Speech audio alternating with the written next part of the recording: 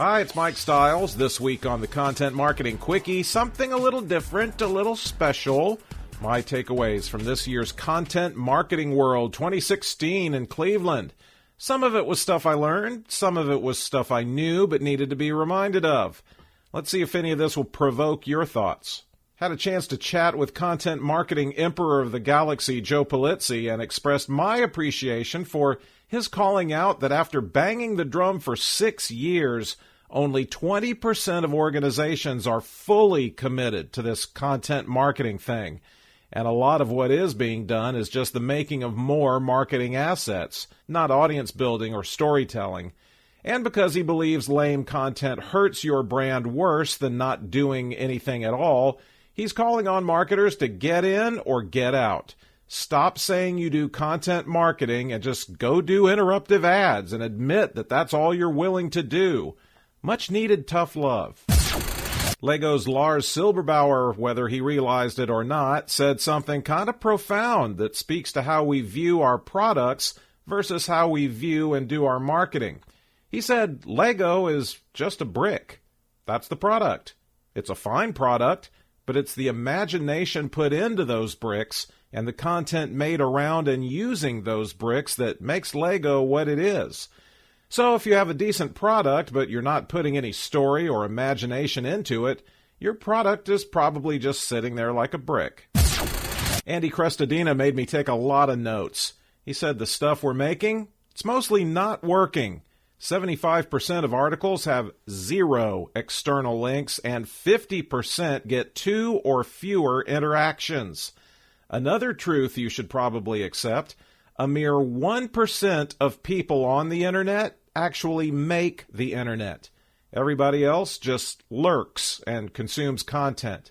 So you have to target the other makers with your content if you want your stuff actually shared. That makes so much sense, but that's a tough and jaded audience. I know, because you guys never share or tell anybody about this podcast. Well, I'm not emotionally crippled yet because Andy gave us the 2 kinds of content that work. 1, original research, studies, survey results. The sharing audience likes sharing that. 2, strong opinion, which is super rare out there. We're all trying to be so careful, and it's incredibly boring.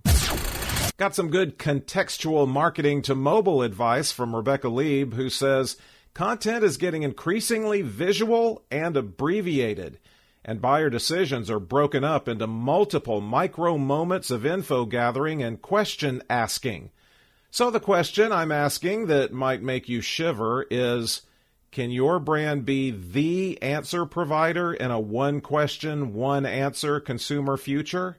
Rebecca says contextual takes all of the following into its makeup: thing, place, time, history, conditions, and the individual. You know how your bosses are always screaming for ROI? Context might be your path to pursue. No less than the engineer responsible for Amazon Echo and Disney's Magic Bands say the more context there is, the more ROI there's going to be. CMI's Robert Rose is also aware many of us are struggling. Only 36% of content marketers feel like they're being effective against senior leadership's arguments against content marketing. Costs more than ads, too slow, takes too long, can't tie it to revenue, etc. But those guys are trying to fit the old things into new forms. Content marketing is about the audience. That's its value, not another widget sold. And when you build an audience, you acquire knowledge of them that gives the business superpowers to optimize all of their other marketing. To build that valuable audience, work backwards from the customer experience you want. AdobeCMO.com is an experience for corporate marketers worth subscribing to. In return, Adobe's gathered incredibly valuable intel about that target audience. Once we got past his threat to show us Irish folk dancing, Razor Social's Ian Cleary gave us the steps to conversion. You know, in case you do want to sell a widget. First, you build that social audience, but it should be a relevant, active audience. Next, you build the relationship with them. You build it with citizen influencers using content, and you build it with power influencers one-on-one by promoting them. Transactions rarely happen on social, so now you've got to drive inbound traffic with links in your content. Obsess over building your email subscriber list. Also, build a retargeting list of site visitors that didn't opt in and hit them with interactive content. To help with all of this process, map out your funnel with a yes or no journey chart. What, you think I'd go to Content Marketing World and skip the session on podcasting? The Only in One Jay Baer conversed about that subject with Miriam's Mitch Joel, and what stuck out was how different their podcasts are and how differently they approach producing them, hosting them, distributing, and promoting them.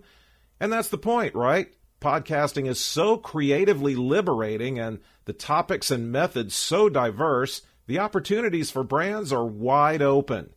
Did you know more people listen to podcasts than use Twitter in the United States? You do now. But how much does your company focus on Twitter compared to how much it works on its podcast? Oh, it doesn't have a podcast?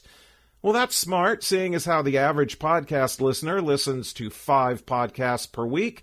It's a lean-in format. It gives you a niche and relevant audience, and listeners build trusting relationships with hosts. Who would want all that? I spent half a day listening to Andrew Davis in a special session, so imagine how relieved I was that he was really good. He says, don't sell, inspire demand. If you sell, you're skipping critical parts of the funnel. His focus is on creating moments of inspiration, which then lead to questions that start the active evaluation. Way too many of us focus on the end stage of that evaluation, where, frankly, most of the decision has already been made, driven by emotion, by the way, not the logical selling points we love to push. Moments of inspiration send people, using content, on a journey they did not expect to go on. And here's something that will turn you sideways. If you try to execute that on your website, you're asking way too much of the user. Andrew says, don't create branded content. Create content brands. Audience-first propositions that just happen to be brought to you by the brand. Lastly, shout-outs to reunions I had with former Vitru and Oracle social colleagues Paul Broft of Atomized, Jack Newton at Manhattan Associates, and the inimitable Jill Rowley with Affinio. It was great seeing you, and I'm sure you'll agree I haven't aged a bit. That's it. Lots of stuff you want to remember in this one, so the transcript is at MikeStiles.com.